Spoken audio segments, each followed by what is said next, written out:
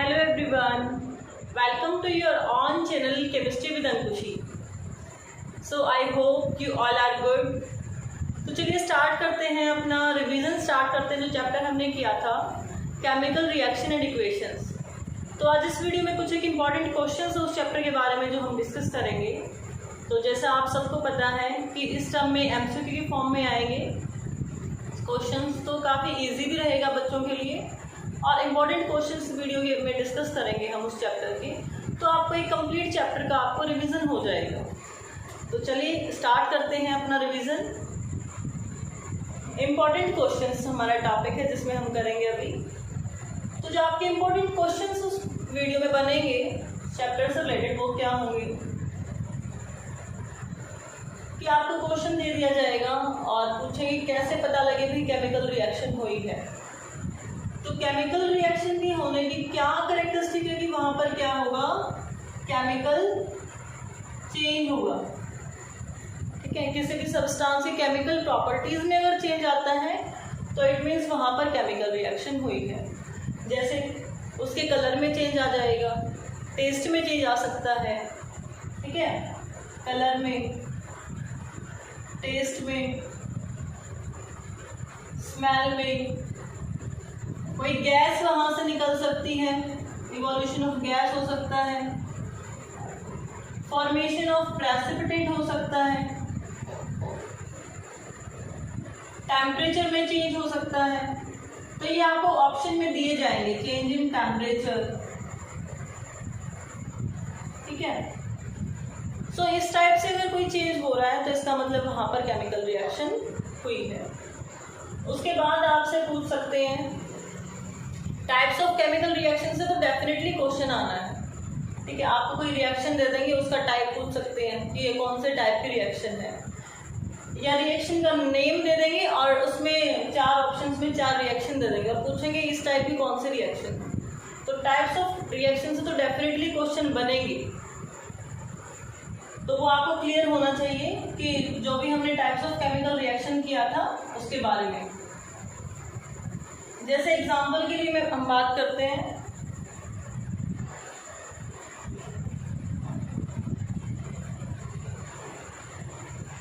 ऐसे क्वेश्चन आ जाए, या तो आ सकता है कंप्लीट द रिएक्शन, ठीक है। आपको रिएक्टेंट दे देंगे और आपको प्रोडक्ट में पूछेंगे कि क्या रिएक्शन को कैसे कंप्लीट करोगे, क्या प्रोडक्ट फॉर्म होंगे। तो जो कैल्शियम कार्बोनेट को हम हीट करते हैं तो कैल्शियम ऑक्साइड फॉर्म होता है और कार्बन डाइऑक्साइड गैस फॉर्म होती है, ठीक है।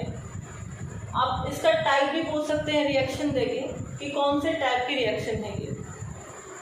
तो सिंपल सी बात है, हमें दिखाई दे रहा है इसमें कि कैल्शियम कार्बोनेट क्या हो रहा है, डिकम्पोज हो रहा है, तो इट मीन्स डिकम्पोजिशन रिएक्शन। उसके बाद अलग से क्वेश्चन भी बन सकता है, लाइक यहाँ पे हीट का यूज हो रहा है, तो हम सबको पता है भाई अगर हीट यूज हो रही है तो वो कौन सी रिएक्शन है, एंडोथर्मिक रिएक्शन है,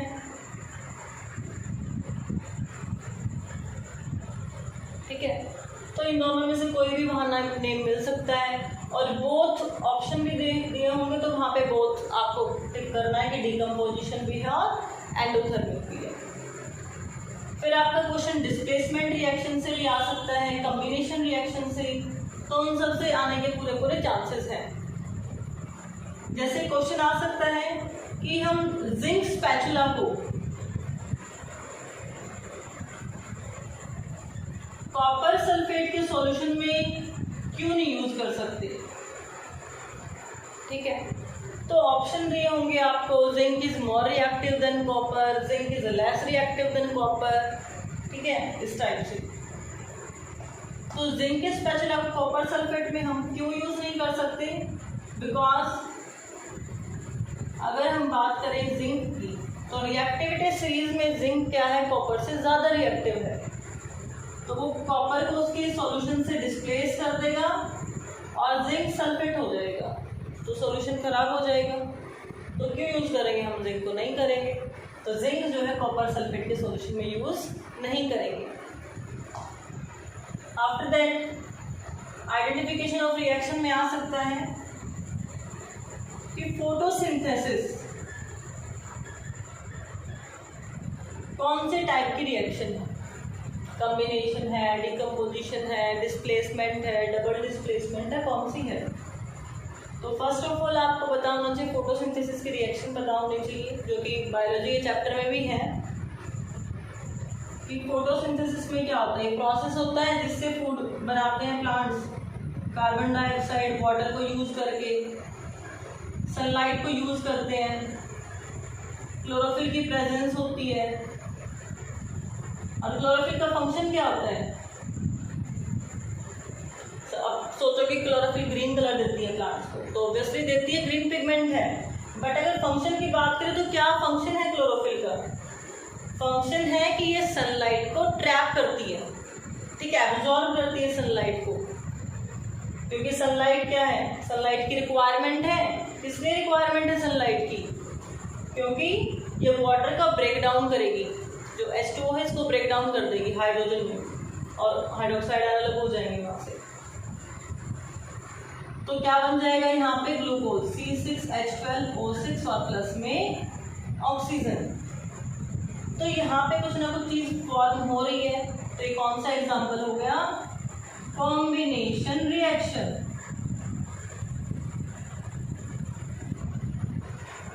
डीकम्पोजिशन रिएक्शन आपको पता है इससे अपोजिट होता है।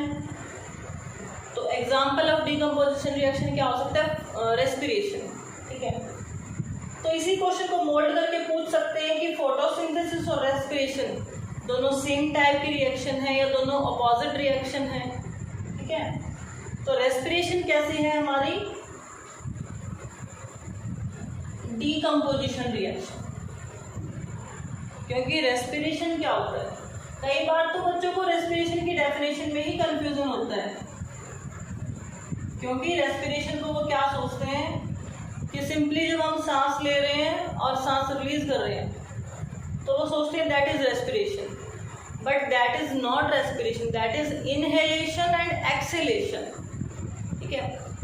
Breathe in and breathe out, this is only a physical process, no chemical reaction take place here. But respiration क्या है? ये केमिकल प्रोसेस है जिसमें ग्लूकोज का ब्रेक डाउन होता है, किसके साथ रिएक्ट करा के? ऑक्सीजन के साथ। और वहां से क्या रिलीज होती है? एनर्जी, कार्बन डाइऑक्साइड और वाटर वेपर रिलीज होते हैं, ठीक है। अब सोचो कि वाटर रिलीज होता है, जब सांस रिलीज करते हैं तो उसमें आपको सर्दियों में देखने को मिलता है ना कि जैसे माउथ को कवर कर रखा और स्पेक्स लगा रखे हो तो उसके ऊपर वाटर वेपर्स की आ जाती हैं। तो वो क्या है? वो हमने जो एक्सहेल किया है वही वाटर वेपर है, ठीक है। तो रेस्पिरेशन और फोटोसिंथेसिस अपोजिट प्रोसेस है, अपोजिट रिएक्शन है। फोटोसिंथेसिस कॉम्बिनेशन है, रेस्पिरेशन कैसी है? डीकम्पोजिशन रिएक्शन है। इसके बाद अगर मैं बात करूं डिस्प्लेसमेंट रिएक्शन से क्वेश्चन आ सकता है, जो मैंने बताया अभी जिंक का आ सकता है, बाकी और कोई भी आ सकता है। और हमारा क्वेश्चन आ सकता है रिएक्शन कंप्लीट करने का, दो टाइप से क्वेश्चन आ सकते हैं, रिएक्शन कंप्लीट का और टाइप पूछने का। दो क्वेश्चन यहाँ से इजीली बन सकते हैं टाइप्स ऑफ रिएक्शन से। फिर हमारा जो टॉपिक है इसमें कोरोजन वैसे डिडक्ट हो गया है सिलेबस से, बट नेक्स्ट वाले चैप्टर में तो है मेटल एंड नॉन मेटल आएगा। एंटीऑक्सीडेंट के नाम पूछ सकते हैं कि कैसे आप रेंसिडिटी से बचाव कर सकते हैं। तो रेंसिडिटी क्या था? रेंसिडिटी में क्या होता है कि जिसमें हमारे फूड आइटम्स जो होते हैं, oil and fat containing food items, वो मॉइस्चर के कांटेक्ट में आके स्मेल एंड टेस्ट चेंज कर देते हैं, तो उसको हम क्या बोलते हैं? रेंसिडिटी।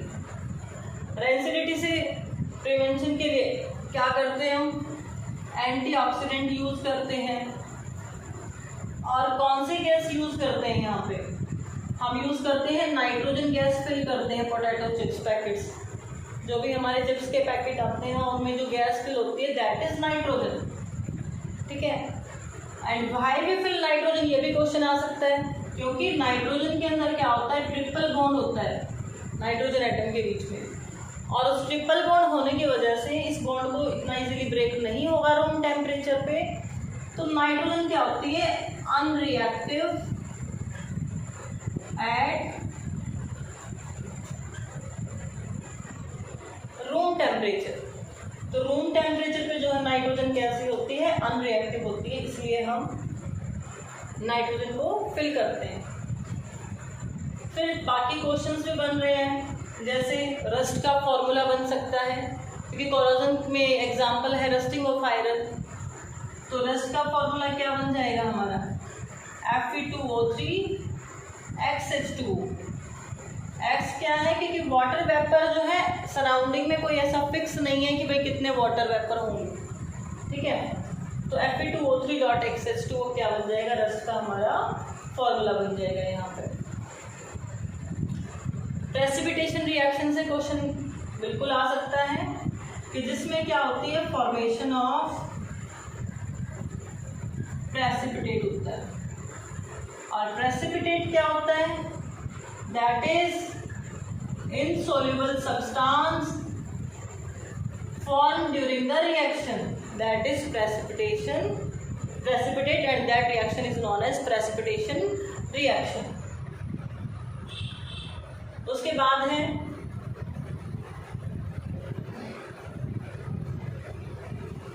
हंड्रेड % क्वेश्चन पूछा जाएगा, बिल्कुल ध्यान रखना, ऑक्सीडेशन एंड रिडक्शन के टॉपिक से।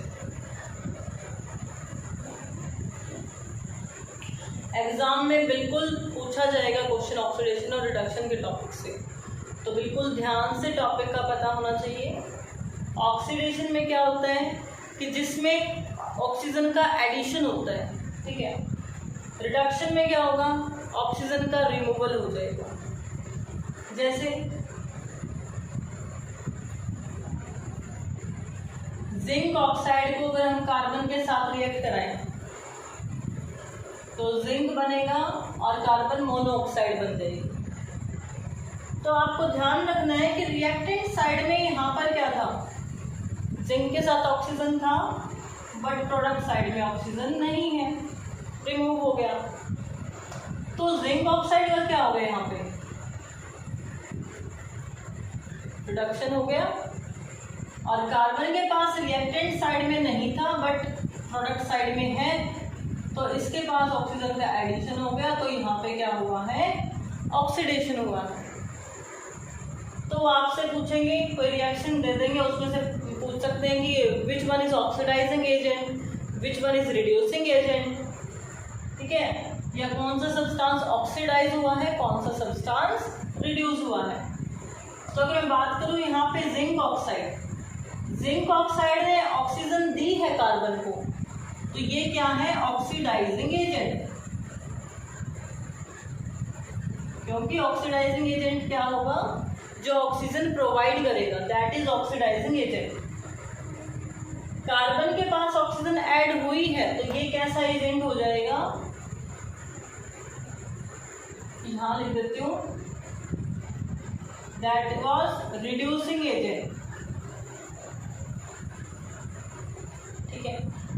लेकिन एजेंट तो ये रिड्यूसिंग हो गया, लेकिन खुद का इसका ऑक्सीडेशन हुआ है ना, तो कार्बन हुआ क्या है, कार्बन यहाँ पे ऑक्सीडाइज, ठीक है।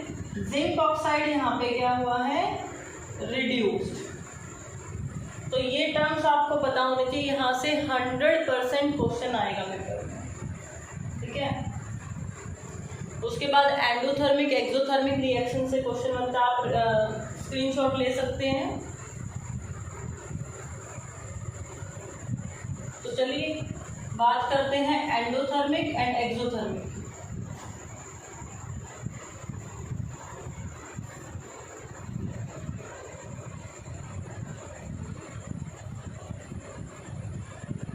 एंडोथर्मिक में क्या होता है, एनर्जी यूज की जाती है, जैसे अभी हमने किया था फोटोसिंथेसिस है, तो फोटोसिंथेसिस में क्या होता है, एनर्जी का यूज किया जाता है, that means photosynthesis endothermic reaction. Respiration कैसी रिएक्शन है, एनर्जी रिलीज हो रही है, so it means it is a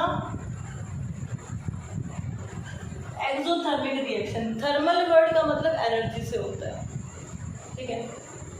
फिर क्वेश्चन और क्या बन सकता है कि जैसे सिल्वर क्लोराइड है,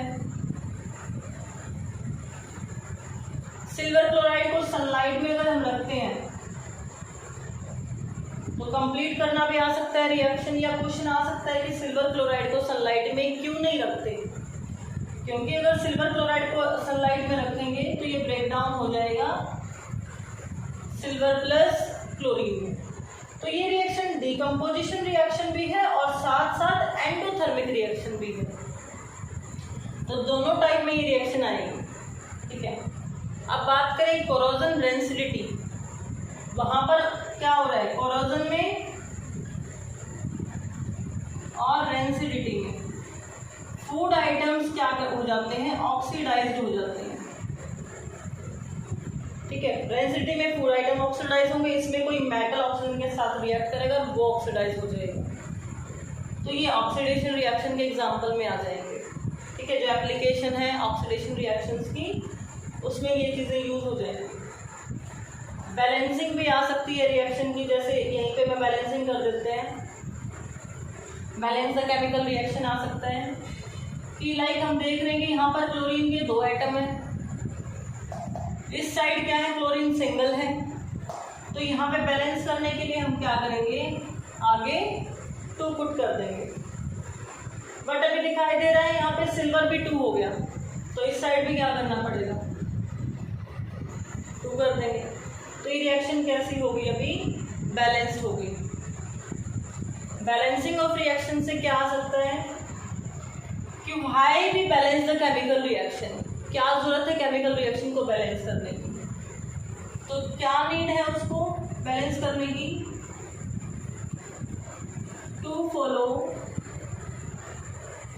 लॉ ऑफ